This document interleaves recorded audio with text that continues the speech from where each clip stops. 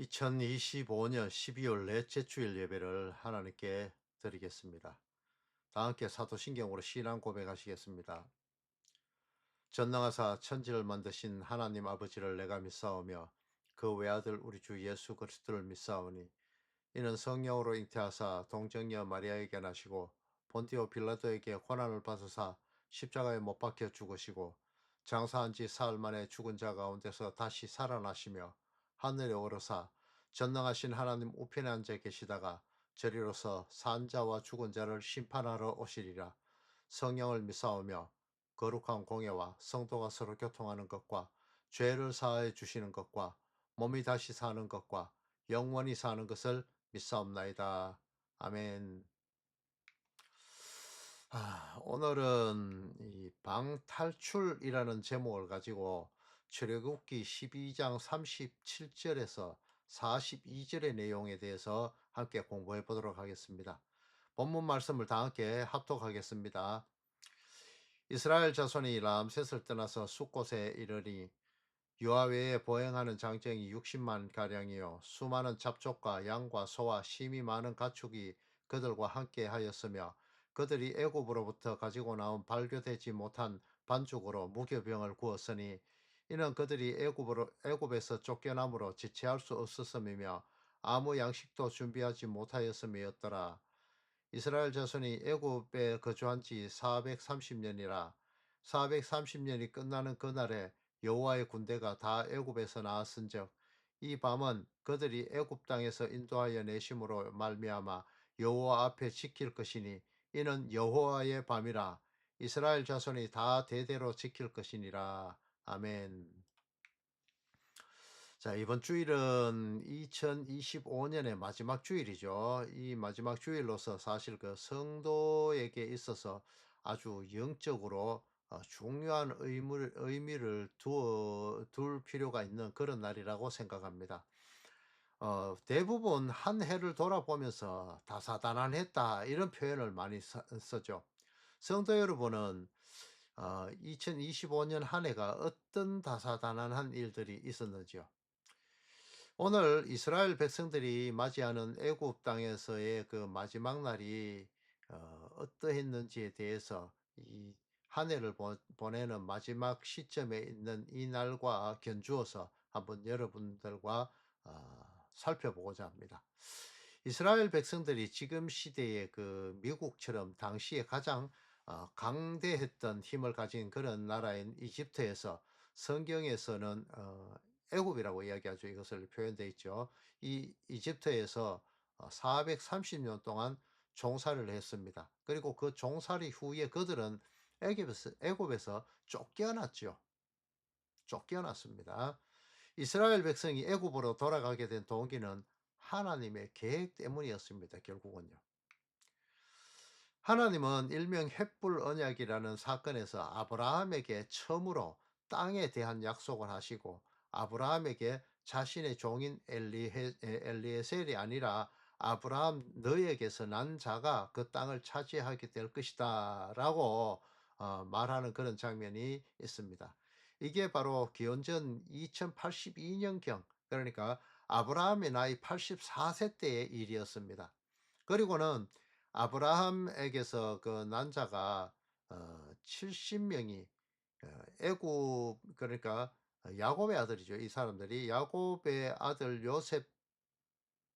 요셉을 통해서 애굽으로 들어가게 되는데 어 이것은 온전함을 뜻하는 그런 숫자가 70입니다. 이 온전함의 숫자로 하나님으로 인한 그런 온전한 숫자의 성도가 자신들의 땅인 가나안에서 이방의 땅 애굽으로 들어가는 것을 말해 주고 있습니다. 하나님께서는 성도들이 이 세상으로 보내어지는 하나님께서 성도들을 이 땅에 보내잖아요. 시험의 장소 이곳에 보내는 것. 이것과 같은, 그러니까 애굽으로 시험하시기 위해 보내는 것이죠. 이때가 바로 1876년, 기원전 1876년입니다. 이 택한 이스라엘 백성들이 시험의 장소로 살게 될 이방 애굽에서 계기되어서 나그네가 되어서 연단의 과정을 밟게 될 것임을 의미하는 것입니다. 이것은 하나님의 택한 성도들이 이 세상을 나그네로 살게 될 것이라는 그것을 의미하기도 하죠. 그리고 사탄 마귀를 심판하는 마지막 심판의 날에 그리스도로 인하여 탄생한 거듭난 자들, 그러니까 그들이 이거 성도들이 큰 재물 예수 그리스도를 알게 되어서 약속의 땅 이스라엘 천국으로 들어가게 된다는 것을 거려주고 있는 것이 이 출애굽기의 내용들입니다. 이것이 마지막 날 여호와의 밤 심판의 날이며 히브리인들에게는 가나안 땅을 향하여서 첫 발을 내딛는 그 순간이 되는 것입니다. 이 성취의 그 출애굽의 날은 기원전 1446년경입니다. 하나님의 약속은 약 630, 아브라함과 약속했던 그때로부터 약 636년 후에 이루어지게 됩니다. 성경은 모든 것이 하나님의 계획대로 이 역사의 모든 일들이 뜻대로 이루어지고 있음을 보여주고 있습니다. 이 모세오경을 통해서 이것들이 여실히 드러나고 있죠. 그런데 이러한 히브리인들 전체의 삶을 먼저 살아낸 사람이 있는데 바로 이 모세입니다. 모세가 자신의 동족들을 괴롭히는 애국 군사들을 돌로 죽이죠. 그리고는 땅에 못 씁니다. 그런데 이것은 전혀 자신밖에 모른다고 생각했는데 옆에 있던 이 히브리인들이 그것을 보았다는 거죠. 그리고 말을 하니까 두려워서 도망을 가게 됩니다. 애굽 바로의 앞을 도망했죠. 이 출애굽이죠. 그리고는 미디안 강야로 갔다가 거기에서 점점 가서 호렙산, 그러니까 이 호렙산은 지금 시내산과 같은 곳입니다. 이 호렙산에 이르게 됩니다. 그리고 이 호렙산에서 하나님의 불붙은 그 떨기나무 가운데서 하나님께서 나타나는 것을 목격하게 됩니다. 그리고는 그곳에서 하나님께서 너는 이스라엘 백성들을 이끌어서 젖과 꿀이 흐르는 땅 가나안 땅으로 인도해라라고 이렇게 명령을 하시죠. 모세는 이미 이렇게 사흘길, 이 사흘길에 대한 길, 그러니까 출애굽을 이스라엘 백성들을 끌고 할 때 이 모세는 어 바로 앞에 가서 사흘길 나가서 하나님께 여호와께 예배하겠다, 제사하겠다 이렇게 이야기하죠. 하나님께서 그렇게 명령을 하셨고 그렇게 말하라고요. 근데 이것을 모세가 미리 경험을 했던 것입니다. 이처럼 예수님께서 아기 몸으로 이 세상에 오셔서 40일 금식 기도하시면서 이 이스라엘 백성이 살았던 40년 광야 생활을 겪으시고 구약의 모든 상황을 다 겪으시고 이제 스스로 십자가를 지시고 택하신 자들의 노뱀으로 십자가에 달려 제물이 되었습니다. 그분을 쳐다보기만 하면 살게 되는 그 노뱀이라는 제물이 되셨던 것이죠. 이곳으로 가는 것이 바로 엑소도스, 바로 불뱀이 있는 곳에서 노뱀이 있는 곳으로 가는 이 출애굽입니다. 엑소도스입니다. 자, 출애굽, 엑소도스 하던 마지막 날에 피를 흘리며 죽어야 했던 건 역시 이 예수님을 예표하는 어린 양이었죠. 이 어린 양의 피가 문설주와 임방에 발려진 그 집은 심판주이신 하나님의 심판이 이르지 않고 그곳을 넘어가게 되죠. 그래서 이것을 한글로 이렇게 번역을 하면서 넘을 유, 넘을 월자를 써서 우리나라에서는 유월절이다라고 이렇게 사용을 하고 있습니다. 이 유월절은 애굽의 군대는 어, 죽고 택하신 백성은 살아나는 심판의 날이었습니다. 이것을 바로 세례다라고 바울은 표현을 하고 있죠. 고린도후서에요. 이 하나님께서 택하신 백성으로 빛으로 살아가기를 원하셔서 야곱의 11번째의 아들인 요셉을 하나님의 그 방법으로 애굽에 미리 보내셨습니다. 그리고 그곳에서 빛의 삶을 살도록 허락하셨죠. 요셉은 실제로 그러한 삶을 성실히 살아냄을 내므로 인해서 하나님께서 그를 대적 가운데서도 오히려 높이시고 그곳에서 총리의 자리에 올리셨습니다. 하나님께서 온전히 그 하나님께 온전히 순종하는 삶을 살던 그 요셉이 살아 있을 동안에는 이 히브리인들은 왕족과 방불한 평화로운 삶을 살았습니다. 하나님은 이렇게 성도들을 가장 좋은 포도밭을 만들고 그곳에 거하도록 하시고 그곳에서 관리하고 농사 짓도록 하시는 그것이 바로 에덴 동산에서도 이것들이 나타나죠. 자, 이렇게 순종하는 한 사람 요셉으로 인해서 시험의 장소인 나그네의 땅 애굽에 들어가게 된 사람들은 모두 70명으로 완전한 수의 사람들이었음을 볼 수 있습니다. 하나님의 백성이라는 것이죠. 그들은 애굽에서 가장 좋은 땅 람셋을 차지할 수 있었습니다. 애굽의 생활은 신앙의 광야와 같은 체험 삶의 현장이었죠. 하지만 히브리인들은 이 애굽의 화려한 생활 속에 묻혀가기 시작했고 그들이 하나님을 점점 떠나서 애굽의 신들을 섬기기 시작했습니다. 하나님의 자녀들인 그들이 결국 애굽의 종이 되었다는 것이죠. 그들이 하는 일은 벽돌을 굽는 그런 삶이었고 성을 쌓는 일을 했습니다. 노예의 생활이었죠. 이 대적의 삶, 그러니까 어 바벨탑과 같은 이런 성을 쌓는 이런 삶을 사는 것이 바로 이스라엘 백성의 삶이 되었다는 것을 나타내 주고 있는 것입니다.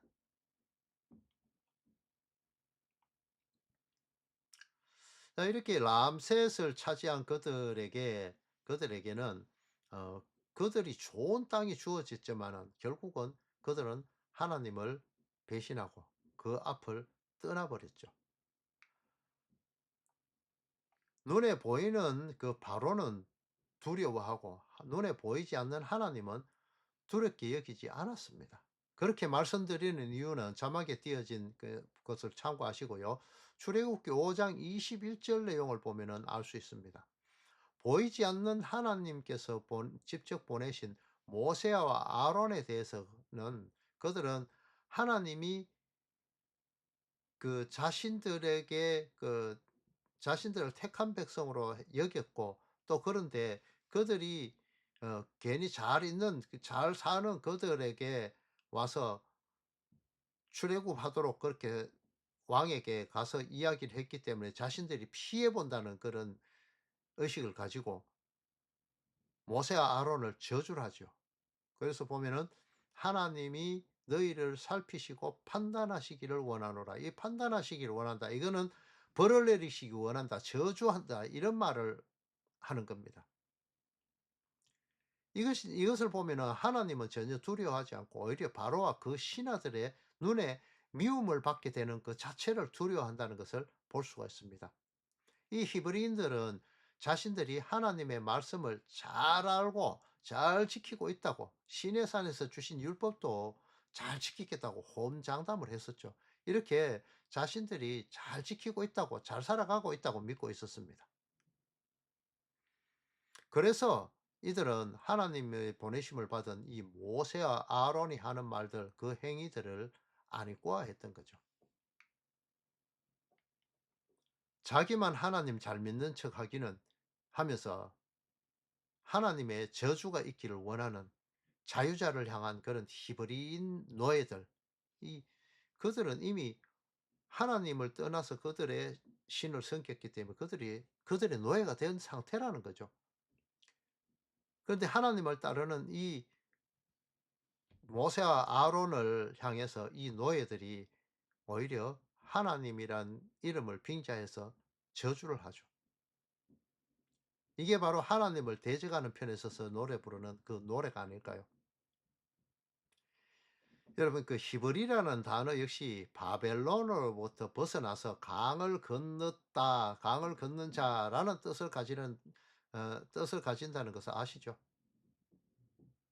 바로 아브라함의 엑소도스가 먼저 있었다는 것이죠. 이와 같은 상태의 이스라엘 백성들은 자신들 스스로가 아니라 하나님의 능력으로 이제 출애굽도 하게 되어진다는 것이죠. 여기서 말씀드린 이스라엘이라는 것은 야곱의 새 이름이잖아요. 이스라엘이라는 것은 야곱의 자손이라는 뜻입니다. 이 백성들을 통해서 또 한 번의 노아 방주 사건과 같은 형태가 이 성경의 이 장면에 그려지고 있는 것입니다. 애굽의 군대는 큰 물, 홍해에 빠져 죽고 이스라엘 백성만이 오롯이 모세에 의해서 살아나오게 되죠. 이것이 엑소더스, 출애굽입니다. 히브리 성경에는 출애굽기가 엑소더스라고 그렇게 기록되어 있습니다. 그리고 영어 성경은 엑소더스이죠. 그리고 천주교 성경에는 탈출기라는 이름으로 사용되어집니다. 이 엑소더스는 단순히 탈출이라는 의미를 넘어서 자유를 향한 여정, 이것을 말하고 억압으로부터 해방이라는 이 더 깊은 상징적인 의미를 그런 내포하는 단어입니다.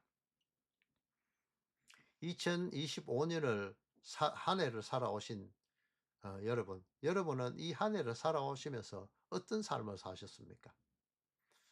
성도 여러분들은 정말 성도의 자리를 잘 지켰었습니까? 저는 저를 돌아보면서 모든 것이 죄악뿐이고 불순종뿐이었음을 또 돌아보게 됩니다. 늘 이것이 죄스럽죠. 내가 좀 더 하나님을 깊이 알아야겠구나.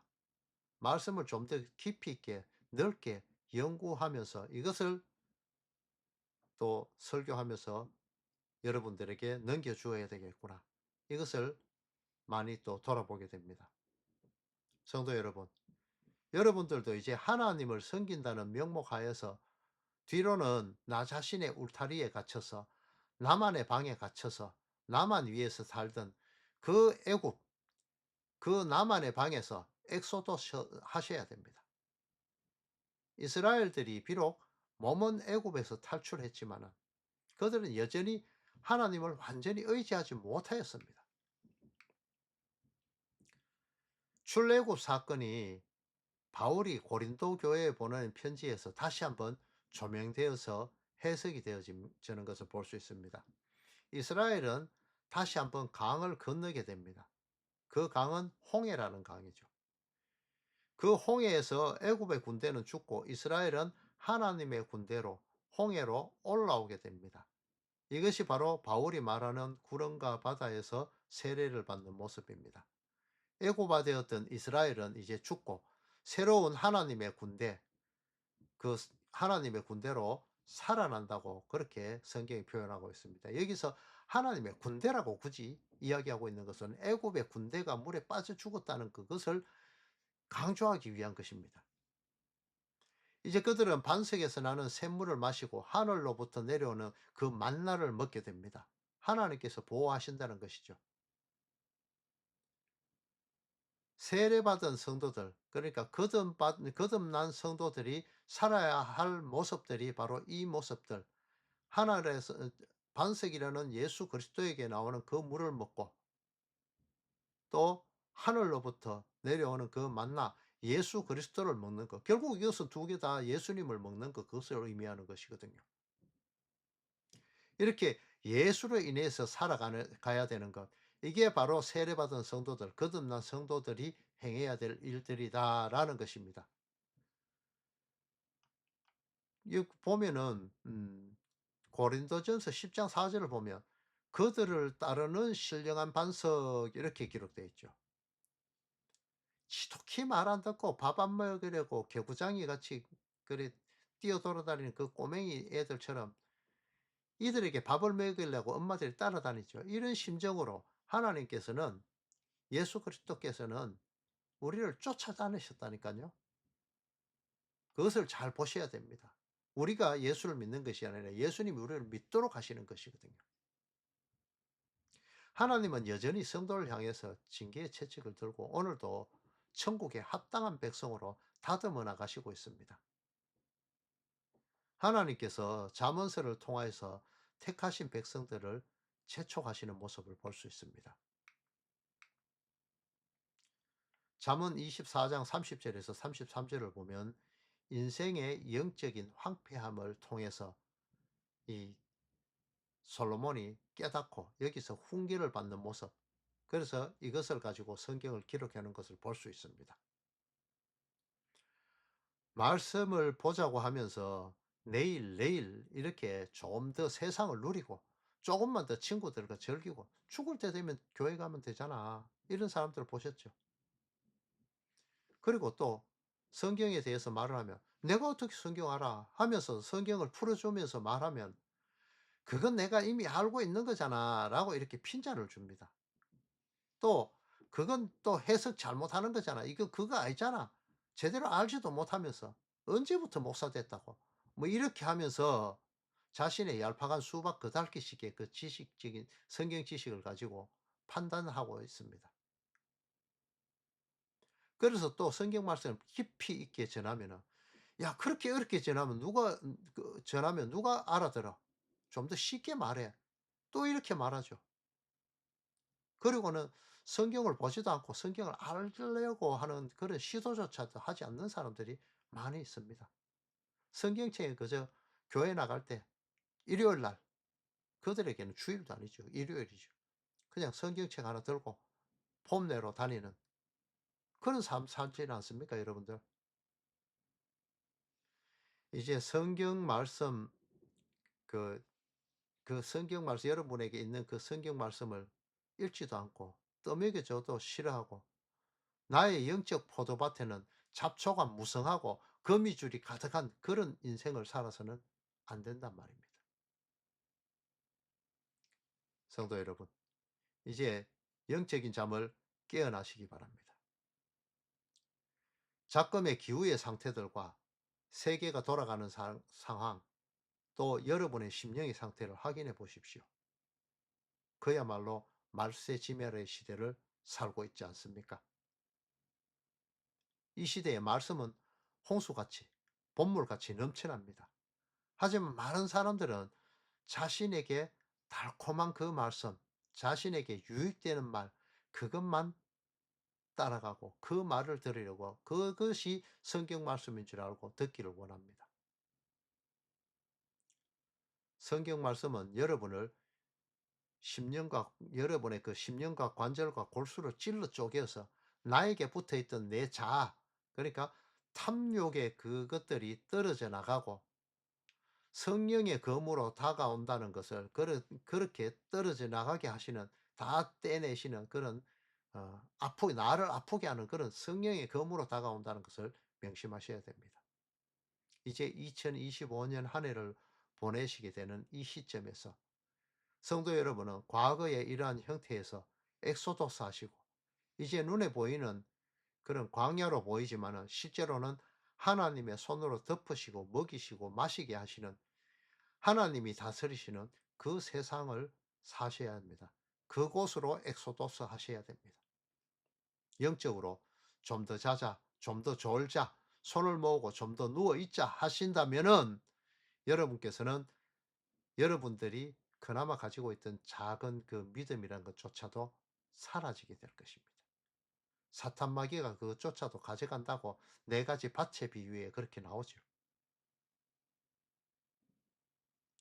여러분은 여러분들은 복음이 내게로 오고 있는 것을 나의 방패라는 옛사람으로 막아버리는 그 행위들을 해서는 안 되는 것입니다. 여러분들은 이제 나의 옛사람, 나의 옛 방해, 애굽이라는 그 방, 그곳에서 탈출하십시오. 그리고 자유하는 자, 예수 그리스도에게로 탈출하십시오. 그곳으로 향하십시오. 새 예루살렘이 되십시오. 주님 가르치신 기도로 예배를 마치겠습니다. 하늘에 계신 우리 아버지여, 이름이 거룩히 여김을 받으시오며 나라가 임하시오며 뜻이 하늘에서 이루어진 것 같이 땅에서도 이루어지다. 오늘 우리에게 일용할 양식을 주시옵고 우리가 우리에게 죄 지은 자를 사하여 준 것 같이 우리 죄를 사하여 주시옵고 우리를 시험에 들게 하지 마시옵고 다만 악에서 구하시옵소서. 나라와 권세와 영광이 아버지께 영원히 있사옵나이다. 아멘.